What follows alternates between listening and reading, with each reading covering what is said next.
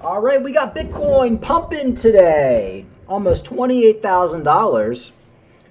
Like I said, I've been bored lately, but we're getting some good news. It looks like there's been a little bit of breaking news with the SEC. Grayscale wins the SEC lawsuit for Bitcoin ETF review.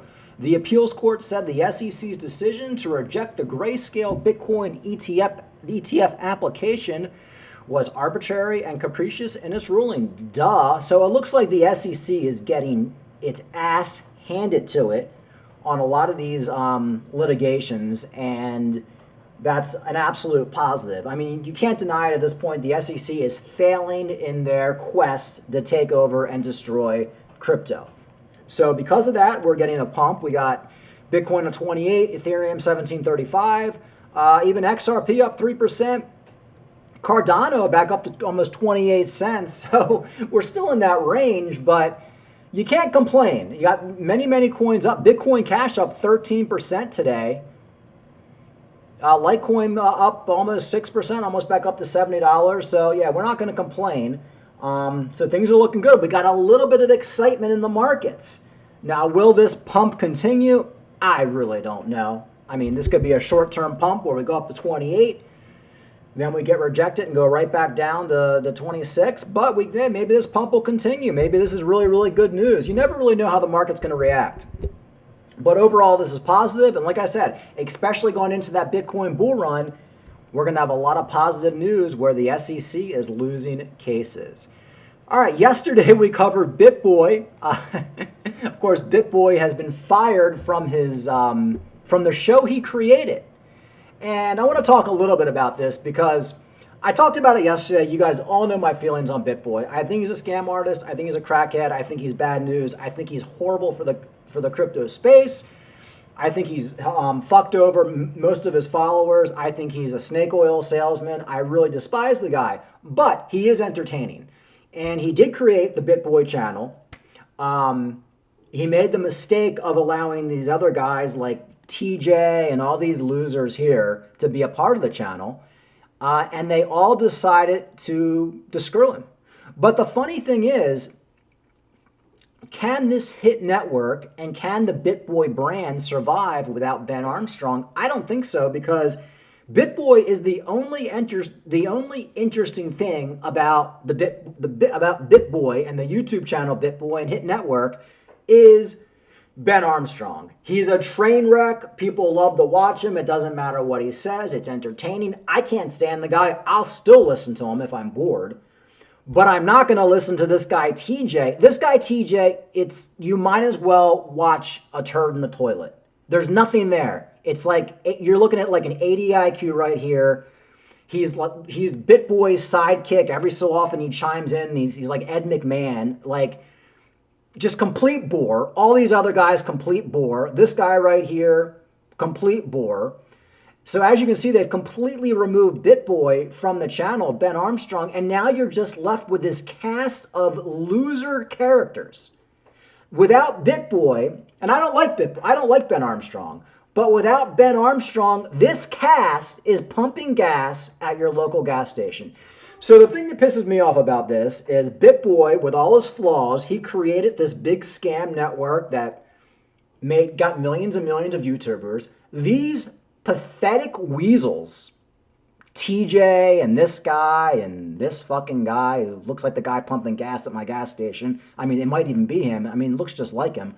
I mean, just this cast of like degenerate losers.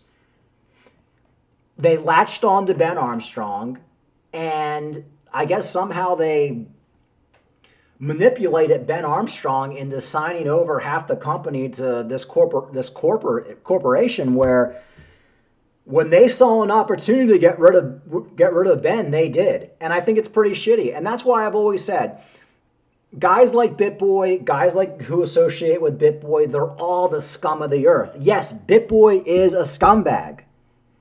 And you have to feel sorry for him a little bit with all his substance abuse, but the amount of people he scammed over the last couple of years, shilling scams, it's hard for me to feel sorry for him.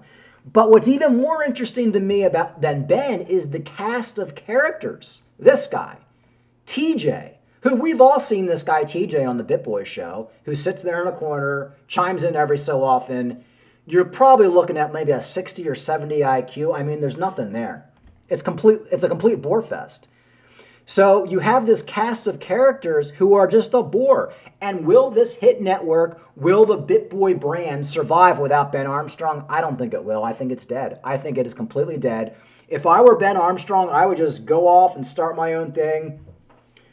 Sue these guys, try to get a cash out from these guys, sue these guys, and then just start your own YouTube channel. Because Ben, as much as we think you're a scammer, as much as I think you've done so much shit for this space, and I think you're bad for Bitcoin and bad for crypto, you do have an audience, and you do have something that that people like.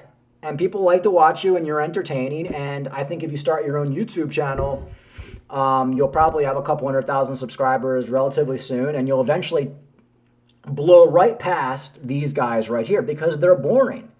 You know, these are nobodies. These guys, like I said, they should be working as plumbers, pumping gas, working at a store. Like, these guys have no talent. The talent was Ben Armstrong. Yes, it was sleazy. He was scammy. He was a sleazeball. But there is some talent there, just like Kevin Trudeau has that talent, or Carlton Sheets, all these other snake oil salesmen. Ben Armstrong had a skill. He's good in front of the camera.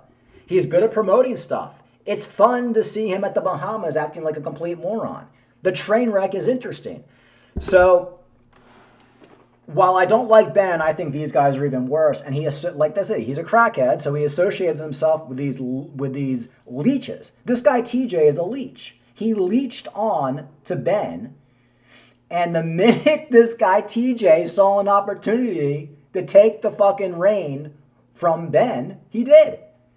So it's like, with friends like these, who needs friends? But my point is, this whole cast of characters are the sleaze of the earth. And I don't think that the BitBoy brand can survive without Ben Armstrong. So, you know, like I said, as much as I can't stand the guy and I think he's bad for crypto, you got to acknowledge his talent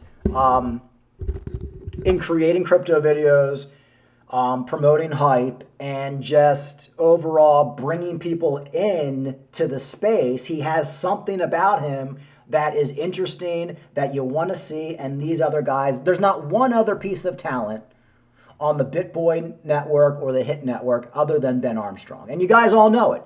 Even when this guy Deezy would host the BitBoy show and Ben wasn't there, half the comments were, bring Ben back.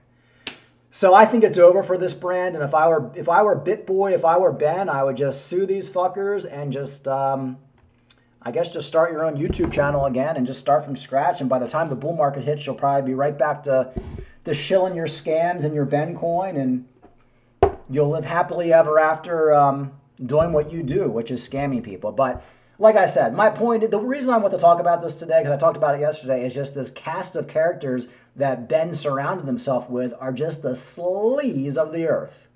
And they fucked them. And it's typical crackhead stuff. It's just typical crackhead stuff. White trash. That's all these guys are. White trash crackheads. You know, the first opportunity to fuck over Ben Armstrong, they took a stab at it. But they're too stupid to realize that they have no talent. You guys have no talent. Ben Armstrong is the talent on the channel. You guys are leeches. And you're too dumb to realize that. So my prediction is, it's over for you. It's over. It's over for the Hit Network, and it's over for the BitBoy brand. All right, what else we got? That's it. Really, the only reason I wanted to make a video today was to talk about BitBoy. Like, I love this BitBoy drama. It's fascinating.